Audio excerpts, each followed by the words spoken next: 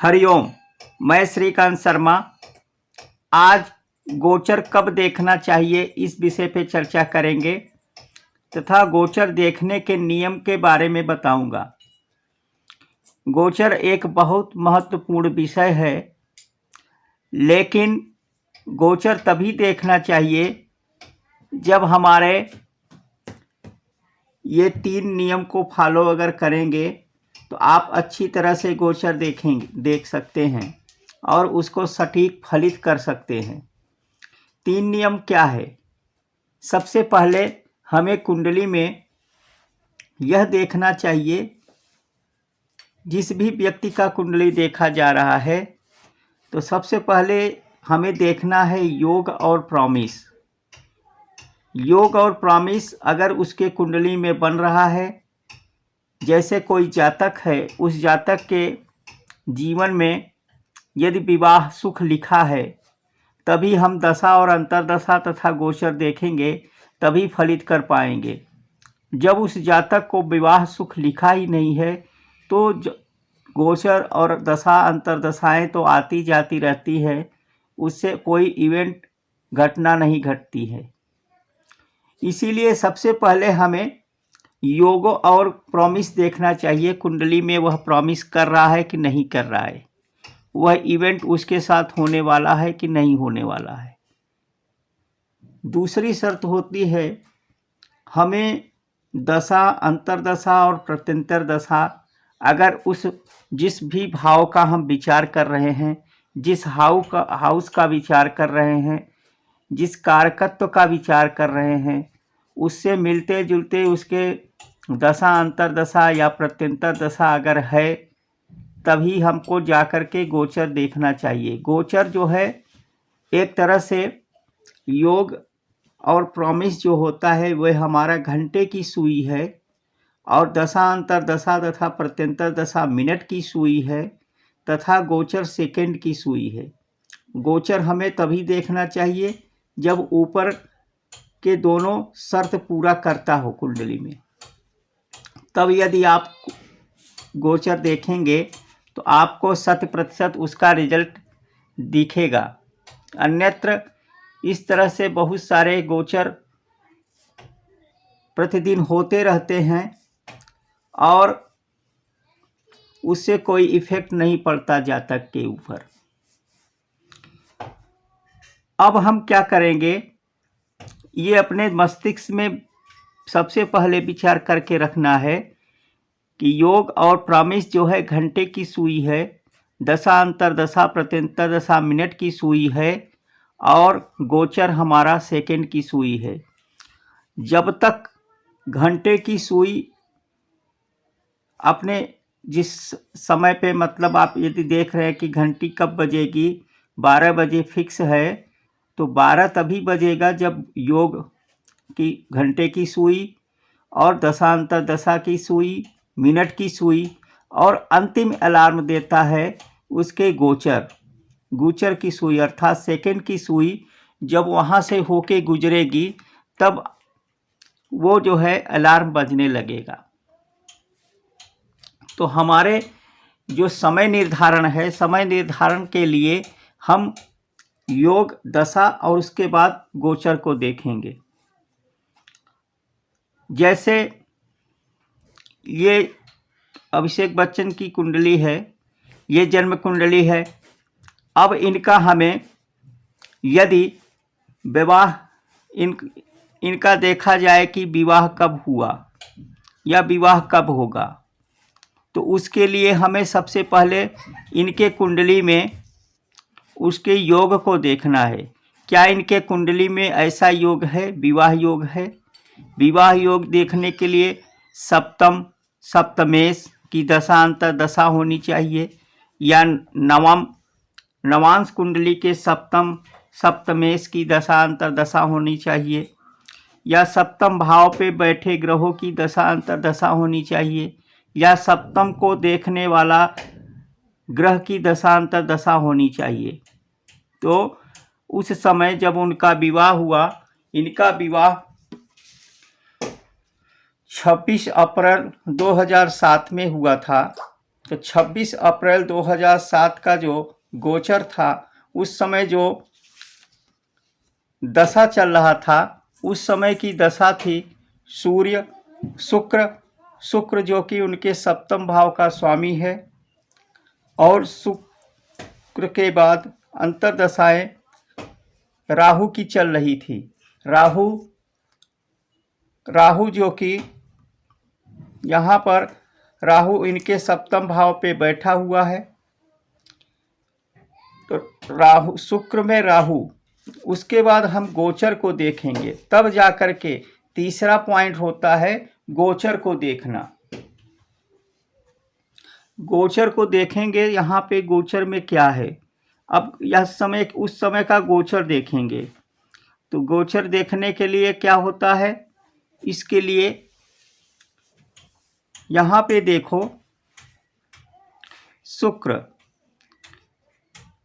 जो कि यहाँ सप्तम भाव का स्वामी, सप्तम भाव के स्वामी।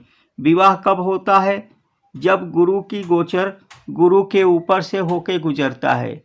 गुरु का गोचर गुरु के ऊपर से होके गुजरता है। तो यहाँ पर देखो गुरु सप्तम भाव नवम भाव में उस समय गोचर कर रहा था। इनके चंद्र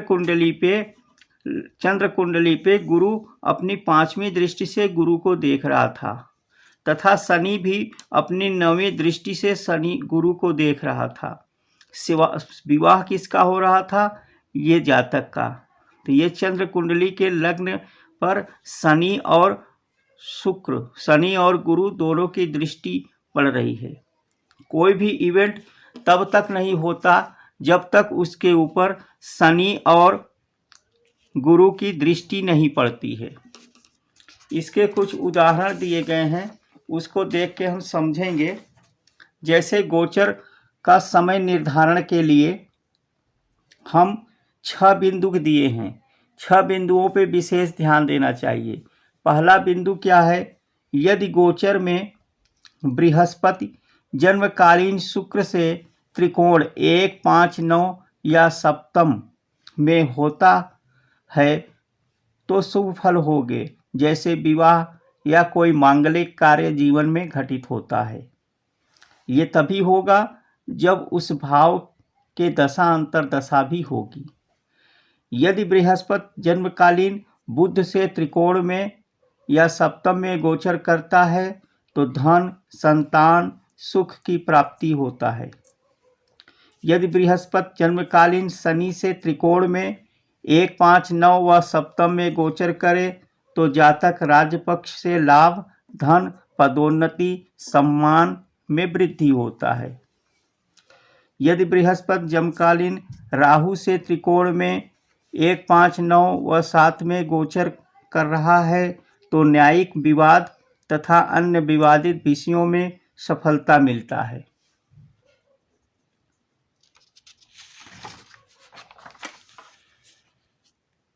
यदि शनि जन्मकालीन, यानी शनि, यहाँ पर शनि को लेंगे, शनि जन्मकालीन राहु से त्रिकोण में 1, 5, 9 व 7 में भाव से गोचर करता है तो राजा व शत्रु के द्वारा परेशानी, चोरी, बीमारी, विष, दुर्घटना आदि के योग बनता है।